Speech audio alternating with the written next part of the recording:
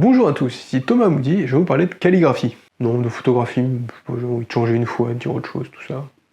Aujourd'hui, j'avais envie de vous parler d'un projet photo un peu particulier que je fais presque malgré moi depuis très longtemps, qui s'appelle Incolors. Alors c'est toujours un peu gênant de parler de son propre travail, surtout quand il est encore en cours, mais c'est quelque chose que j'ai déjà fait par le passé pour Orlando et Adieu Paris, de faire un peu un retour d'expérience, montrer comment j'avais construit les choses, tout ça, pas pour vous dire de faire pareil et comme ça voilà, ça m'intéresse pas, mais plus pour vous montrer quelles ont été mes décisions, mes réflexions, comment j'en suis arrivé à ça, et pour vous-même nourrir votre pratique et vous dire tiens ok, on peut réfléchir comme ça, on peut prendre tel angle, tout ça, machin. Et voilà. Incolors, c'est un projet pour lequel j'avais fait un making-of sur le blog il y a environ 3 ans maintenant. Il a dû sortir en 2016 ou 2017, quelque chose comme ça. 2017, je pense. Et j'en ai pas reparlé depuis sur internet. Pourtant, c'est un projet que j'ai continué ces dernières années. J'en ai pas reparlé sur le blog et j'en ai pas non plus reparlé sur YouTube depuis que j'ai ouvert la chaîne il y a 1 an environ. Alors que pendant ce temps-là, le projet il a pas mal évolué et que j'ai des choses à vous raconter dessus. Alors, juste pour l'anecdote, la première image que j'ai prise de ce projet, c'était en 2016 à Saint-Lazare. C'est cette photographie que vous voyez à l'écran, donc oui, elle est moche. C'était pris au smartphone, je crois, le soir en allant prendre le train, donc il y avait peu de lumière et je fais ça un peu à l'arrache.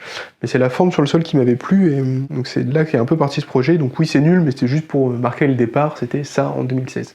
Alors, Incolors, c'est mon plus long projet, c'est aussi une série qui est ouverte. Ça veut dire que je sais pas vraiment comment ça va se terminer et que je rajoute des images dedans régulièrement. Il n'y a ni limite de lieu, ni limite de temps sur ce projet. Et c'est ça qui explique un peu le titre de la vidéo, le fait de dire que c'est fait malgré moi. C'est que quand j'ai commencé à publier, je pensais en avoir fait le tour, et au fur et à mesure, je me suis rendu compte que non, je continue à en produire et que j'en rajoutais encore dans cette série. Je pensais avoir fini, je me suis rendu compte que c'était pas le cas, et j'ai republié un lot d'images, et un autre, et un autre, et un autre, et ça continue comme ça depuis 2017, j'ai dû commencer à la publier environ. Alors quand je parle de lot d'images, c'est parce que je les publie pas au fur et à mesure que je les prends.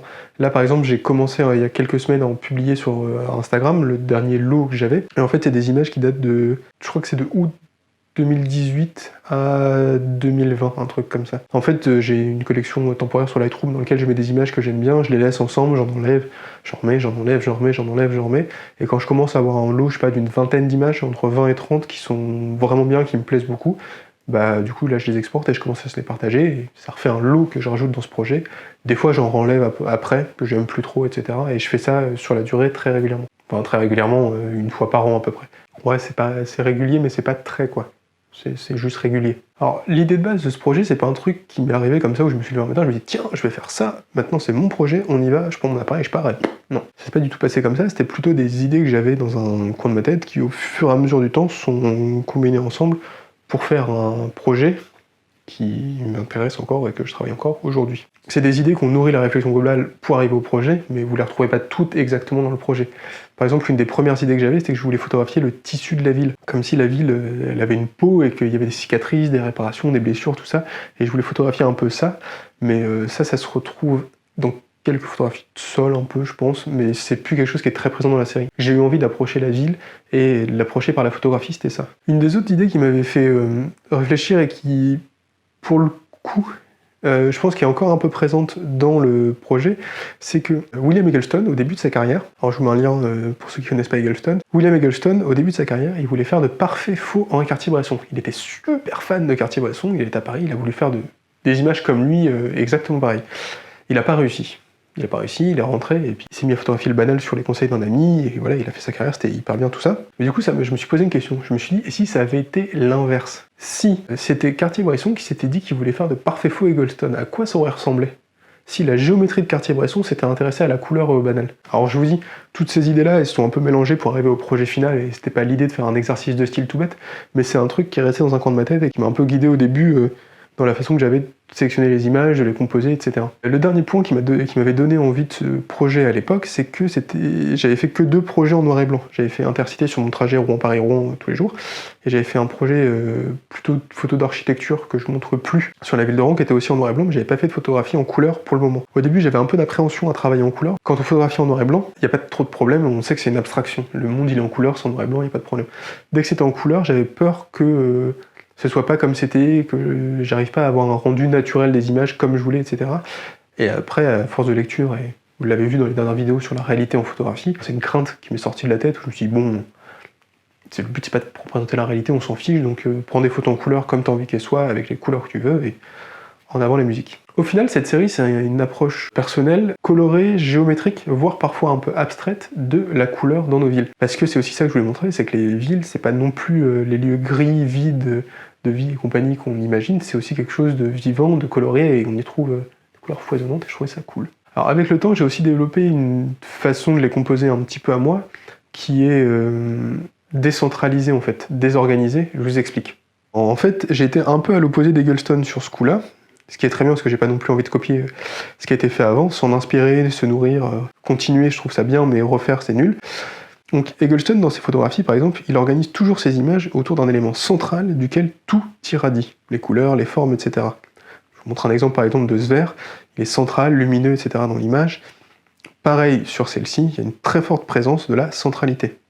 Pour ce projet, et je l'ai fait instinctivement, je me suis rendu compte au fur et à mesure, c'était pas un choix conscient, je me suis pas dit tiens je vais faire ça, je me suis rendu compte que naturellement les images qui me plaisaient c'était celles-là, c'était celles où il n'y avait rien de central.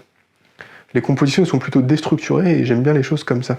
Je vous ai mis quelques images là, mais je vous mettrai un extrait de la série à la fin de la vidéo pour que vous regardiez tout ça. Je vais pas mettre toute la série parce qu'elle est un peu longue en fait pour le moment, c'est bien d'avoir beaucoup d'images pour un livre, à la fin d'une vidéo ça va être long, mais je vous mettrai mes préférés à la fin.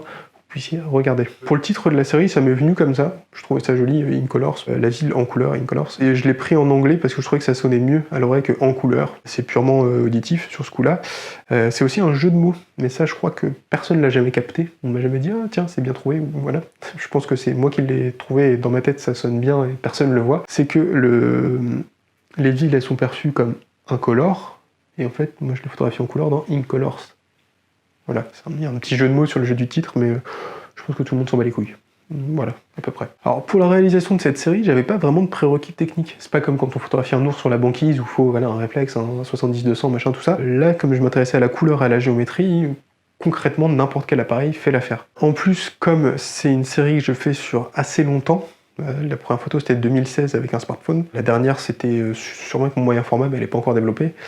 J'ai utilisé plein d'appareils différents, j'ai utilisé un réflexe, j'ai utilisé mon argentique télémétrique, j'ai utilisé mon moyen format, je commence à m'en servir pour en faire, j'ai utilisé mon Fuji hybride avec lequel je filme là, donc j'ai vraiment utilisé plein de trucs pour produire ces images, souvent avec une focale entre 35 et 50 en équivalent plein format, parce que mon moyen format c'est une 80, mais bref, une focale assez entre guillemets standard. Et voilà, je ferme pour que tout soit à peu près net, sauf la nuit, et c'est à peu près ce que je fais. Il n'y a pas vraiment de contraintes techniques pour faire ce genre de série, et il y a plein d'appareils différents, comme j'ai dit, un réflexe argentique, machin, tout ça. Et il y a eu plein de films différents, j'ai utilisé du Cinestill, j'ai utilisé de la Portra 400, je crois qu'il y en a une qui a la Superia, mais au final tout ça, ça se mélange assez bien, et j'ai l'impression, et on dirait peut-être le contraire, quand on parcourt les images, c'est un peu compliqué de savoir qu'est-ce qui vient de quel appareil. Au final ça se mélange plutôt bien.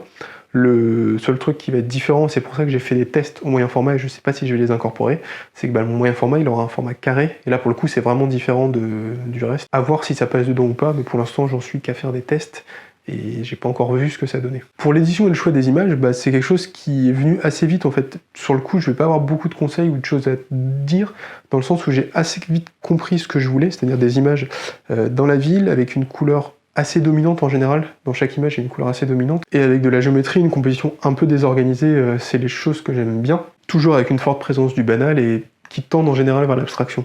Donc j'ai assez vite trouvé ce que je voulais et ce que j'aimais, les deux sont liés, hein, parce qu'on fait pas quelque chose qu'on n'aime pas. J'ai assez vite trouvé ce que je voulais, du coup il n'y a pas eu trop de problèmes pour le définir, et après ça a été le travail itératif dont je vous ai déjà parlé, c'est-à-dire dont je parlais au début de la vidéo. J'ai un dossier, une collection dans les Lightroom dans lequel je mets des images que j'aime bien au fur et à mesure. Quand j'ai 5 minutes, mais ça se fait sur une année, hein, quelque chose comme ça, en général j'en fais un par an à peu près de l'autre ce projet. Je mets dedans, de temps en temps je le remets, je dis tiens, celle de la fois d'avant, celle-là elle me plaît plus, celle-là elle était pas mal finalement, hop, celle-là elle est pas bien. Je fais ça avec des systèmes de notes et d'étoiles dans Lightroom, donc ça monte, ça descend, etc. Je fais ça plusieurs fois, et quand vraiment je commence à avoir un paquet où je dis ouais, là celle-là, il y a un lot cohérent, je peux les sortir, je le fais. Vraiment, il n'y a pas eu trop de problèmes sur ça. Et ensuite, pour la retouche des images à proprement parler, quand c'est du film, une pellicule, je le touche très peu en général. Je peux la redresser, je peux corriger un peu l'exposition, des choses comme ça, mais je touche pas trop aux couleurs, parce que si je prends de la pellicule, c'est justement pour le rendu couleur, donc c'est un peu con de le modifier. Par contre, pour ce qui est du numérique, j'ai utilisé un preset. À la base, c'est un preset qui était de la pellicule Provia de Fujifilm, qui a été fait en preset par Vesco, VSCO. Donc la pellicule Provia, c'est une pellicule diapositive.